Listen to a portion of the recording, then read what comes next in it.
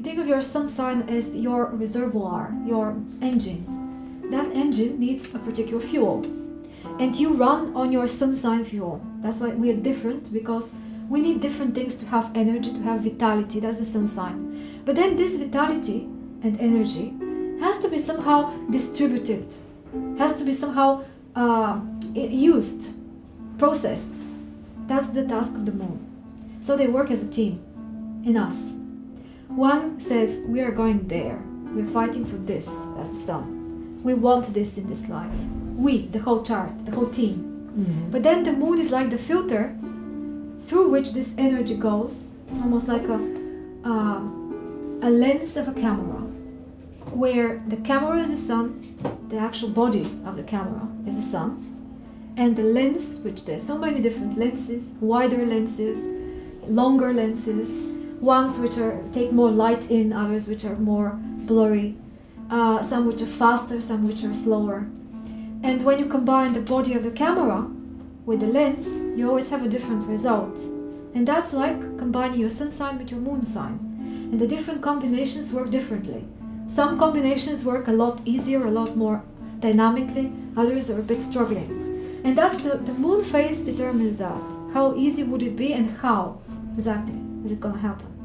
So they are always together. The sun cannot be separated from the moon. You don't know enough about what's going on in the person and with the person only by the sun sign, because you don't know this particular energy. How is it then used? How is it working in the organism? Yeah, you need to know about the moon as well. And that combination between the two is now starting to give us a better picture. Let's say not the whole picture yet, but the better picture, more specifically. Lunar cycle, the phases of the moon, are not only to do with the moon. They are to do with the relationship between the sun and the moon. So, because in those days of 1 month, it's about 28 days that this whole thing happens and then repeats itself, because we start from the new moon when there is no moon on the sky, we don't see it. It's completely dark. Then we move on to the next phase. In the next phase there are several phases until we go back to point 1, to the next new moon. Then there is a middle of all this, which is called the full moon, right in the middle of that cycle, about 2 weeks after the new moon. So in 1 month we have, starting from a new moon, then in 2 weeks we have the full moon, and then in another 2 weeks we go back to the beginning. Yeah? But what actually is happening is that the moon is going around the earth. It's our satellite, you know. It rotates around us. Mm-hmm. Similarly as we rotate around the sun.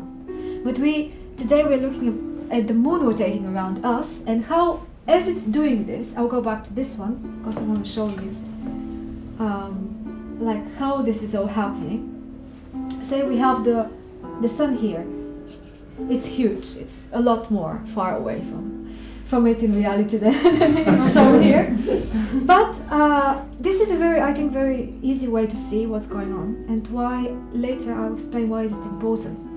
Now, when we have this sun-moon cycle, it's called the lunation cycle, the lunar cycle.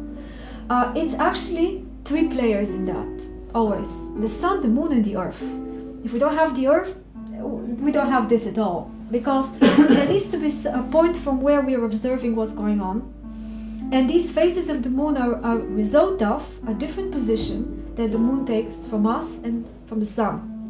And it's like they play a game again, in which one rotates around the other, while the moon rotates around the earth, and the sun is lighting it up from different angles. That's what we see, the different angles in which it's lighting it. So when we start from the new moon, which is this one here, yeah, the moon is between us and the sun.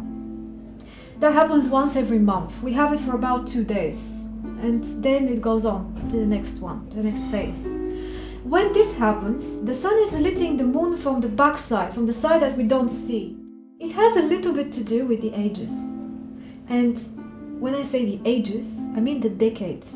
But that's my interpretation of that, and I think it's very true actually. You see that as we start from the new moon, we're talking about a very young child, like somebody that in the character has a lot of the qualities of a very young child.